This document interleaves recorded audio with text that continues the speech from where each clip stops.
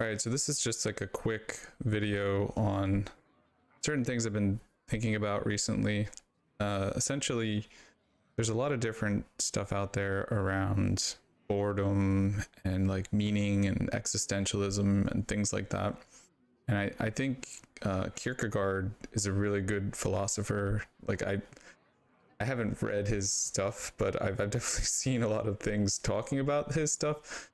And one of the things that he said, were I to wish for anything, I would not wish for wealth and power, but for the passion of the possible.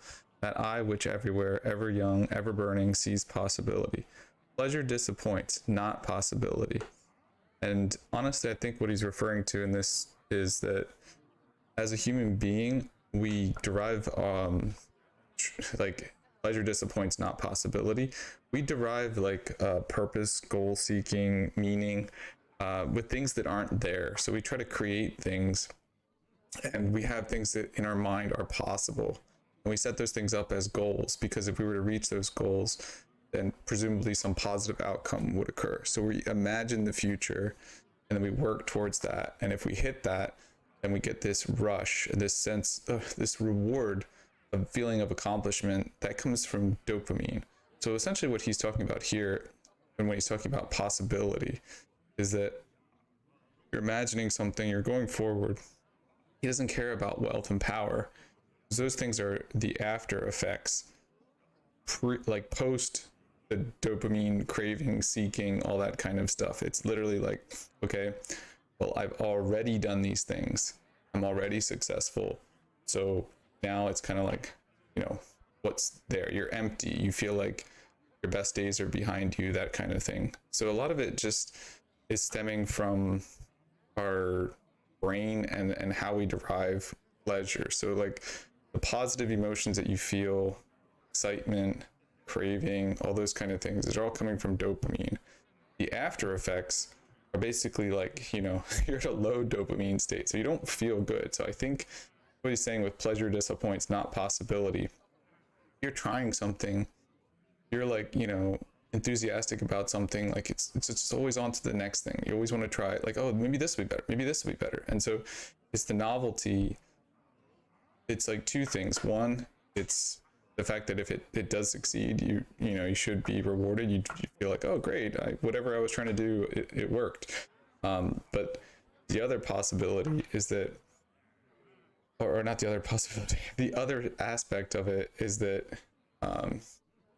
the novelty aspect of it. So it's like the fact that it might not work makes it even more pleasurable, because you feel like there's a risk, and that risk, and humans really love that, because it's essentially, it's like, okay, well, it might not work, but if it does, then it's going to be even better. Whereas like if it was something where it's like, okay, there's like a 99.999% chance that this is going to work, that's boring, because there's no novelty within it. Like you feel like, okay, I'm just a cog in a machine.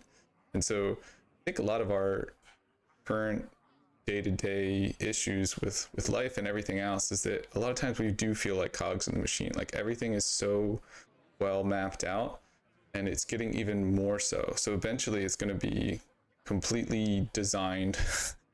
We'll have machines telling us, do this, do this, do this, do this, do this. So we won't feel like there's any sort of, well, there'll be a lot of mitigation of risk in a lot of different areas. So I think the only real area where we can start to see possibility is in like creative pursuits.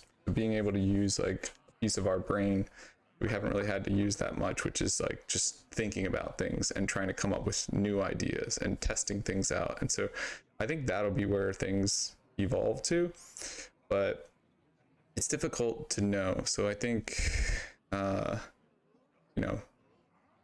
are the days of like, oh, I'll just do this one thing forever, like I'll just do this menial task forever. I mean, it's there, but it's becoming less and less prevalent. So like take truck driving, for instance. It's like, oh, I'm just going to drive this truck. It's like, well, that's going to be replaced. There's a lot of different things like that where if it's something where it can be replaced, it will be replaced. But like human creativity and the ability for us to envision things that aren't there and then to test them out, I think that's something machine machine could do, a machine could guess based upon previous experiences, which is kind of what humans do. But I think also there's a lot of randomness to how humans think that I think machines will never, they're always going to want some sort of weird, random human brain version of things, I think. I don't know. So this is kind of long-winded, but I wanted to really talk about the idea of the ancient wisdom from philosophers like Kierkegaard that are essentially just neuroscience wrapped in some sort of a higher, like, you know, this is what man is all about. Like they were trying to figure out neuroscience without neuroscience, like how men think or how humans think, not men.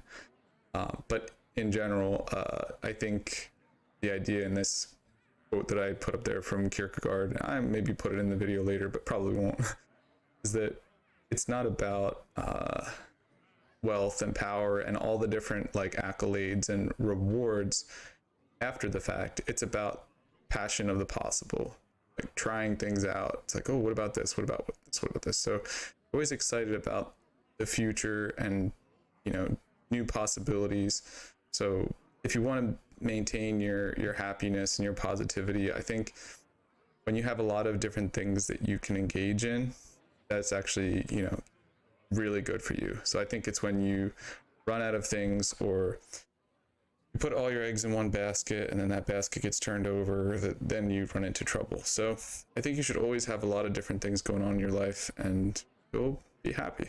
Well, you have a higher chance of being happy. There's no guarantee. And happiness is a nebulous term anyway. But I'm gonna sign off for now. But just wanted to make this video real quick and then start to throw these into like a series, started to refine the ideas, and then eventually have it more concrete and then go from there. So, all right.